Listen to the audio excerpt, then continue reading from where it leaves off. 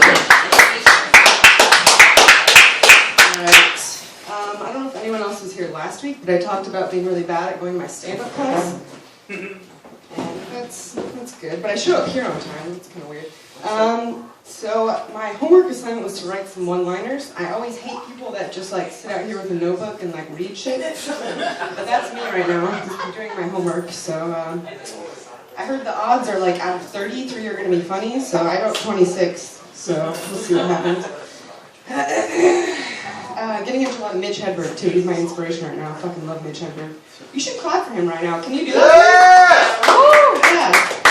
That was really sad. Okay, whatever. Anyways, so some of these are not going to be funny, but I thought they were really funny yesterday.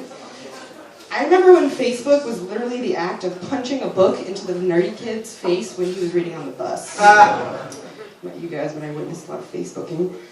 I remember when cell phones were used to call people. Was that like 1990? It was weird. Do you ever yell at a cab driver who drives right past you only to realize that the passenger's laughing? I've done that drunk a lot. This one's fucking dumb. I'm not going to read that to you guys. Okay. You convinced me, one person. If I pulled over every 2 blocks for 2 minutes, I'd still get home before the bus. It's just true. They made an iPad mini, finally, because my last mini iPad was just an iPhone. No one laughs at that one. That was really funny. Art student problems. Complaining about how artistically and creatively limiting white privilege is. Yeah. Does that to you. First world problems. The struggles every other country is actively killing for. Like made. This one's dumb too. That awkward moment when you forget what the awkward moment was. That is your fucking Facebook status. I made a Twitter account called Face Punch Moment, so I can make fun of the Twitterverse and pretty much like talk about all the moments in life where you're gonna punch yourself in the face or other people in the throat. But nobody followed me because I didn't even care enough to go on it. So fuck Twitter. This is a barista joke because it's my life and it's stupid. But if tall means small and skinny means no substance, no fat, no sugar, decaf means go the fuck to bed.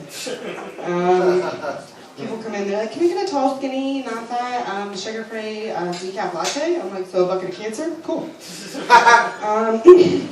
This is true. I learned this in college. Birds are actually the closest living relative to dinosaurs.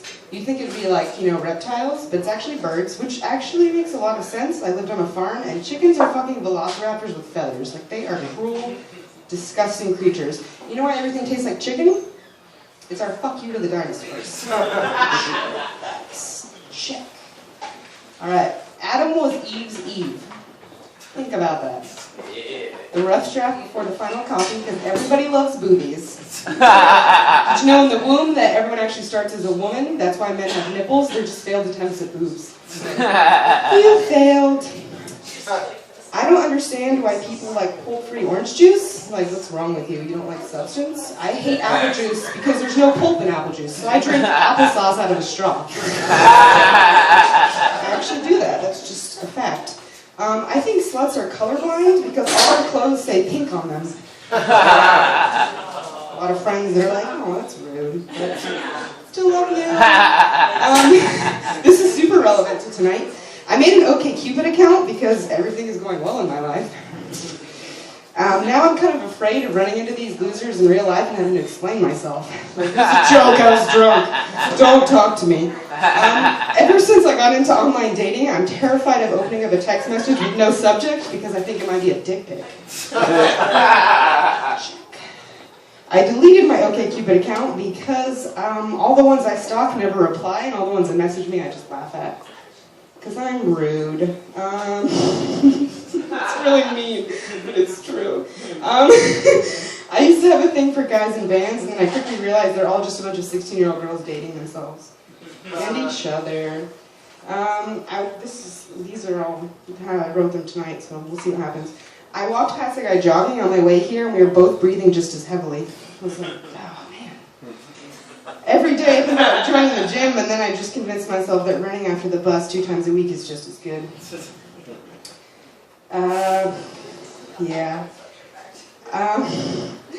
starving artist has now come to mean taking the 8-year-old I babysit to the art museum and then using our snack money to buy myself White Castle afterwards. I did that today, I kind of feel sick. Singing along to Red Red Wine with a Pabst in hand. Why trash? Yeah, that was funnier in the moment. Every time I trip walking, I just own it and I fist bump. I'm like, yes! I did that on purpose. Oh, this happened. You know you're too stoned to drive when you sit at a stop sign for 5 minutes and just wait for something to turn green. And I just want to point this out. It's my little closer for you. I hope all you guys in the front row can see how hairy my legs are, because I'm not seeing anyone. It's